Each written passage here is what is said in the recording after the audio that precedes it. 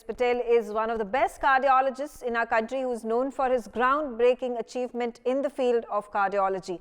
His experience of over 1 lakh cath lab procedures is the highest in our country and one of the highest in the world as well. Thank you so much for joining us on the telecast, Dr. Tejas. Of course, my first question to you, congratulations first of all for this Padma award that you are receiving, and how does it feel to be awarded this big honor?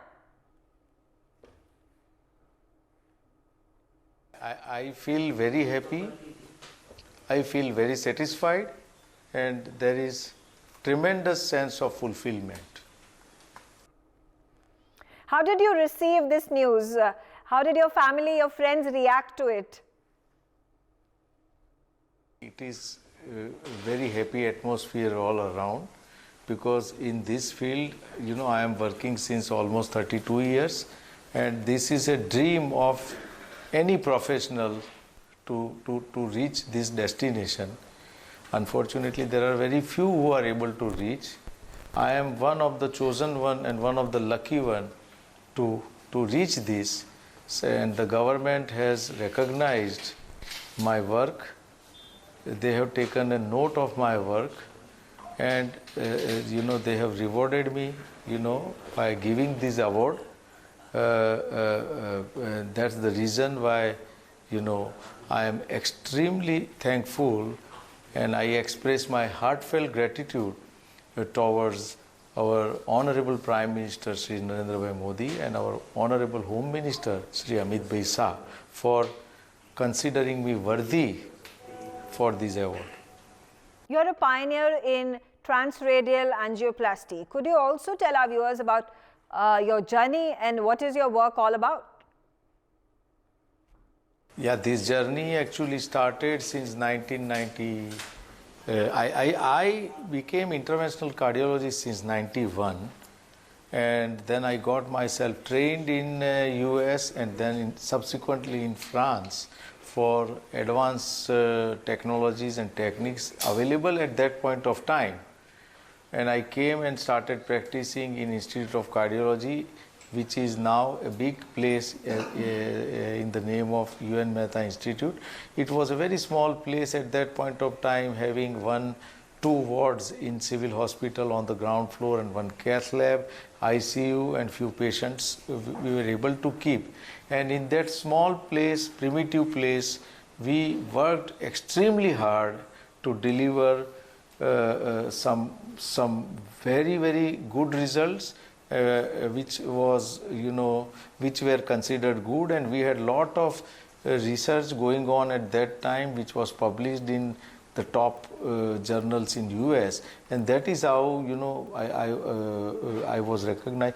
But then I came to see, I saw one of my actually very close friend and my mentor for transradial, Dr. Shigeru Saito in Japan, Kamakura, doing radial practice, which was extremely new at that time in the world, and he was doing in small Japanese population, left, right, and center. And I realized that it is possible on Indian population, although it was ridiculed before a few years, considering Indian population's radial artery small and not good for transradial. And then subsequently I started working, and then I started documenting everything with my colleague Dr. Sanjay Shah and my team, and we created some very good literature, and we started teaching this to others, and we were the one who started first time the radial in big way in United States also and many other countries. And that is how it was a sort of reverse outsourcing, and we got recognized in our country for this. It came not from India initially. To start with, it came from the Western world, because these guys are good to train us, and that is how the Indian cardiology started noticing us. And then in regular courses, TRICO, Transcatheter Intervention Course, we train several generations of interventional cardiologists of India and abroad. Every year, almost around 400 to 425 cardiologists for 2 days and live cases. Every single tricks of this field we have taught them. And that is what, is my contribution. How have some of your interventions and innovations impacted the field of cardiology? Radial impacted not only the field of Indian cardiology, but across the globe. Like when we started in India, the uptake of transradial angioplasties was 0, and now it is 70%. Only 30% get groin puncture. In United States, when I started, it was 0.1%. And now it is around 70-75%, and several other countries. So that is one. Then we took over, like robotic. Robotic, of course, has certain issues, but considering robo as some technology which has always created tremendous vibrations in whichever field it has entered, I started working on it, and it is the largest series in the world.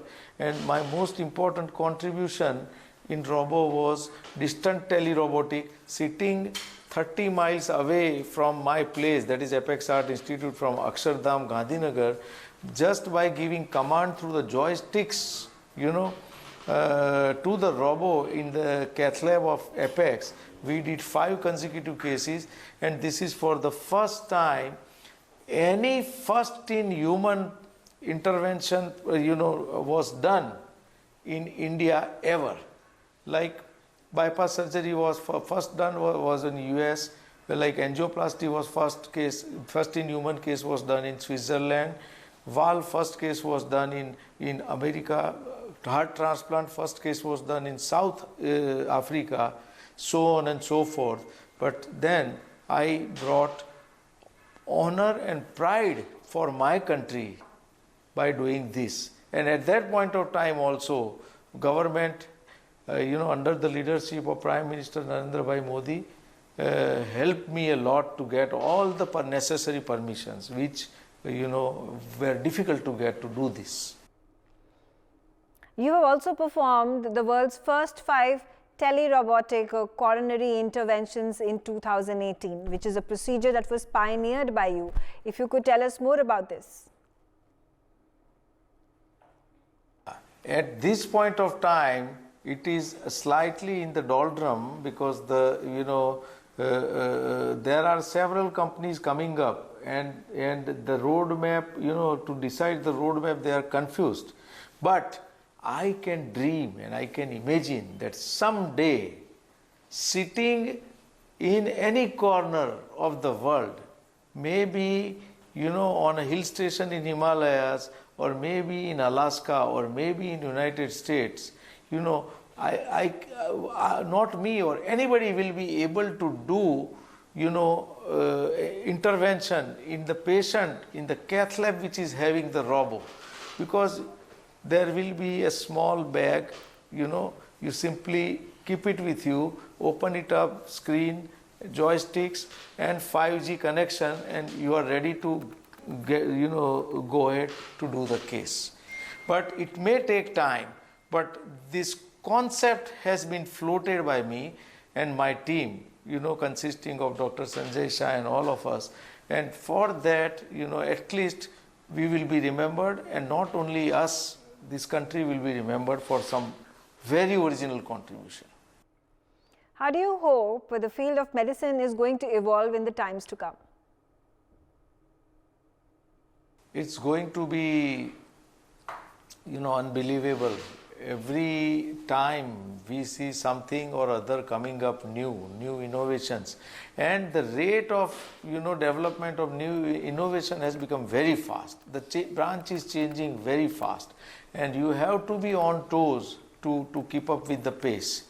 And I am sure that people will start working at a genetic level to eliminate the disease. That is primordial prevention.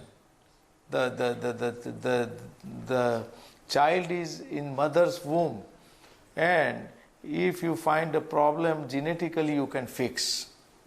This is what is going to come. If not now, maybe down the line after a decade or maybe little more. Dr. Patel, what was the inspiration for you to become a doctor? When did you decide that you would become a doctor? My father was my inspiration.